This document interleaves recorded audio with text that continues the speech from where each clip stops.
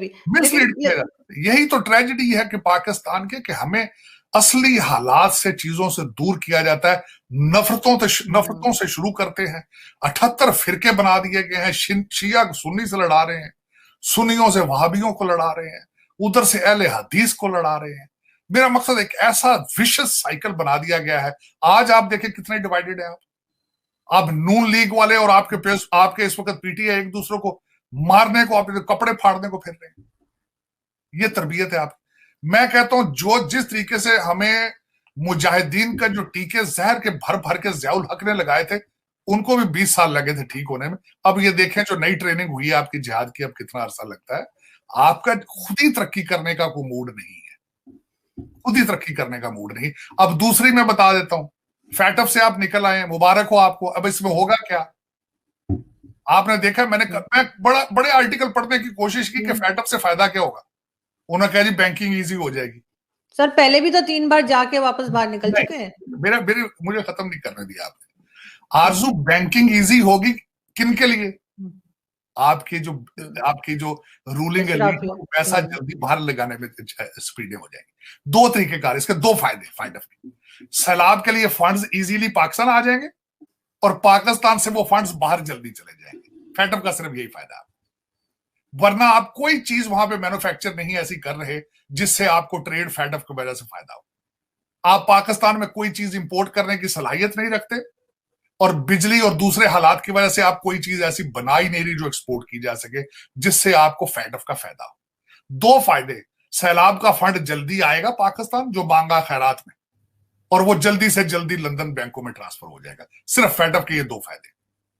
आप welcome, no, आप enjoy करें आप इसको। तो सर ये आना जाना तो लगा रहता है, जैसे मैं पहले कह रही थी कि पहले भी 2-3 बार जा चुके हैं और बाहर निकल चुके हैं। अब ये दोबारा जाने के लिए फिर रेडी हो जाएंगे। इनकी तो मतलब हरकतें तो नहीं सुधरनी ना। अभी भी इन्होंने पता नहीं कैसे क्लियर किया है, मैं खुद हैरान हूँ कि जो चीजें थी वो तो क्लियर की नहीं है, तो फिर उन्होंने बाहर कैसे निकाल दिया। लेकिन सर लास्ट में मैं आपसे ये पूछना चाहूंगी कि आप किस तरह से देख रहे हैं कि गवर्नमेंट आगे कैसे चलेगी। अभी जैसे जो लॉ मिनिस्टर हैं उन्होंने भी रिजाइन कर दिया है, तो आपके ख्याल से अब उनके जाने के बाद गवर्नमेंट कुछ कमजोर हो गई आजम नजीर ताड़ साहब के? नहीं, उसमें आरसू, ये मुझे मेरा ये मैं इस क्वेश्चन के आंसर में एक क्वेश्चन पूछना चाहूंगा। आपको किसने बताया कि गवर्नमेंट ये स्ट्रांग थी? गवर्नमेंट तो पहले ही कमजोर थी। मुझे ये बताएं कि 73 लोगों की गवर्नमेंट है, और जूरिसडिक्शन क्या है? सिर्फ 25 मील रेडियस इस्लामाबाद का। मुझे ये बताएं, ये जो गवर्नमेंट है, ये सूबा सरहद की गवर्नमेंट, पंजाब गवर्नमेंट को उनके खिलाफ कुछ कर सकती है? नहीं कर सकती, कुछ भी नहीं कर सकती। तो हुकूमत पहले ही कहां पे इतनी ताकतवर थी? गवर्नमेंट का तो पहले ही हालात कोई नहीं है। ये तो इनके टास्क हैं, ये कुछ अचीव कर पाए, कुछ अगले इलेक्शन तक तो जीतेंगे, वरना ये वापस लंदन चले जाएंगे। इनका ये कोई हुकूमत है। हाँ, तारड़ साहब वाज अमंग द टॉप, जो 5 बड़ी ताकतवर मिनिस्ट्रियां थी उनमें से एक मिनिस्टर थे। एक इस धचका है बिल्कुल नून लीग के लिए, ये आज उन्होंने जो रिजाइन किया है, बिल्कुल धचका। पहले भी कमजोर थी, अब उससे और मजीद कमजोर हो गई है, और इससे सिग्नल जाता है कि कमजोर है।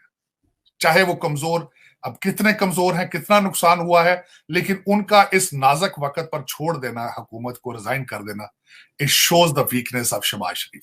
It shows that they are not strong.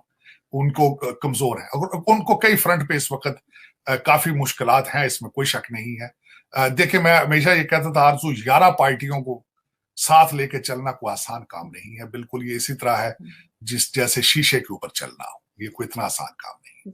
तो सर ये लोग जाएंगे इलेक्शन की तरफ क्या अब? नहीं, अब नहीं आया इलेक्शन, तो अपना पूरा टर्म करेंगे, ये पूरी टर्म करेंगे। उसके बगैर देखा आपने शहबाज शरीफ साहब की जो उनसे क्वेश्चन किया था प्रेस कॉन्फ्रेंस में, उन्होंने कहा था कि टफ फैसले हम करें, सियासी नुकसान हम करें, और फायदा ये उठाए। ये किस तरह हो सकता है? अब हम अपने इस वक्त हम टफ डिसीजन ले रहे हैं, हम पाकिस्तान के हालात ठीक करेंगे, तो तब इलेक्शन में 11 में इन्होंने खुद कहा है कि हम पूरे टर्म पर इलेक्शन कराएंगे। और इस वक्त अगर देखा जाए तो जो नेगोशिएशन चल रही है, उसमें से 2-4 चीजें नई उसमें से क्वेश्चन निकले कि शायद इमरान खान साहब, पीटीआई, इमरान खान साहब तो खैर डिस्क्वालीफाई हो चुके हैं, शायद पीटीआई दोबारा असेंबलियों में वापस चलेगी। यहां तक और शाह महमूद कुरैशी साहब बड़े खुश नजर आ रहे हैं। कहा यह जा रहा है कि वो तो शायद कहा जा रहा है कि वो बाथरूम के अंदर मिठाई खाते हुए पकड़े गए, वो तो देखे उनसे ज्यादा खुश नसीब कौन हो सकता है। लेकिन परवेज खटक साहब ने उनकी खुशी के ऊपर पानी डाल दिया। उन्होंने कहा जी कि नया ओहदा आपके लिए एज ए प्रेसिडेंट जो है वो क्रिएट किया जाएगा। उनके लिए तो खुशियां, उनकी बच्ची ने इलेक्शन आ रहा है, उसके बाद पहली खुशी उनको यही मिली। बल्कि देखा गया है दो तीन चीजें इस वक्त रडार पे नजर आ रही हैं आरजू। एक तो ये है कि शायद ये असेंबली में चले जाएं। दूसरी ये खबर ये आ रही है कि परवेज इलाही साहब की मीटिंग लंदन में हुई है और उसको तस्दीक भी उसकी की गई है। वहां से भी कुछ सरप्राइज आने लगा है। और तीसरी चीज जो है कि पीटीआई का एक ग्रुप जो है वो भी बनने के लिए बिल्कुल तैयार हो चुका है और इसके अंदर से बगावत आएगी। लोग अब बेजार हैं, वो समझते हैं कि पीटीआई के मुबारे से हवा निकलती जा रही है बड़ी स्पीड के साथ। लेकिन सर इस सब में वो जहांगीर तरीन साहब कहाँ गायब हो गए हैं, कहीं नाम नहीं है। जहांगीर तरीन साहब बड़े एक्टिव हैं आजकल भी। जनूबी पंजाब के अपने लोगों को साथ लेकर जो पार्टी आगे बनेगी उसमें जहांगीर तरीन साहब इज वेरी एक्टिव। और उसमें कई ऐसे नए नए चेहरे आप देखेंगे जो आजकल आपको लग रहे हैं, जो आजकल कई रेडार पर नजर नहीं आ रहे चेहरे, इतने ज्यादा एक्टिव नहीं है। हैवी वेटर्स हैं पीटीआई के जो उस नई पार्टी को जो है तकवीयत देंगे। उससे काफी नुकसान होगा पीटीआई का। लेकिन दर हकीकत इस वक्त आप पिछली मीटिंग में भी जो इनकी इंटरनल मीटिंग थी, शेख रशीद साहब ने भी अपने तहफुजात का इजहार किया है। उन्होंने कहा है कि जो डायलॉग आपके साथ हो रहा है ये ओरिजिनली उनको टाइम चाहिए था, टाइम बाय कर रहे हैं, आपको एंगेज रखा हुआ है उन्होंने नेगोशिएशन में। लेकिन आपके मुबारे से हवा निकलती जा रही है, people are losing their patience. और उसमें उन्होंने थोड़ा